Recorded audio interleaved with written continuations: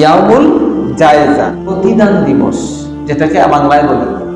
প্রতিদান দিবস হচ্ছে দীর্ঘ 1 মাস সিয়াম সাধনার পরে শাওয়াল মাসের প্রথম তারিখ, যেটাকে আমরা ঈদুল ফিতর বলে থাকি। ঈদুল ফিতরে যখন ঈদগাহের ময়দানে একজন মুসল্লি সে দীর্ঘ 30টি দিন সিয়াম সাধনা আদায় করে ঈদের নামাজের জন্য সে ঈদগাহতে আসবে, আল্লাহ পাক সাথে সাথে তার ফেরেশতাদেরকে সাক্ষী রেখে বলেন, এ আমার ফেরেশতারা তোমরা সাক্ষী থাকো, দেখো আমার বান্দার জন্য তার রিজিক হালাল ছিল, তার হালাল রিজিককে সে আমি আল্লাহর ভয়ে সে সারাদিন ভক্ষণ করেনি, তার নিজের শারীরিক কষ্ট, তার খিদার তাড়নাকে সে উপেক্ষা করে আমি আল্লাহর ভয় তার অন্তরে জাগ্রত করেছে, আর 30টা দিন সে সিয়াম সাধনা আদায় করেছে।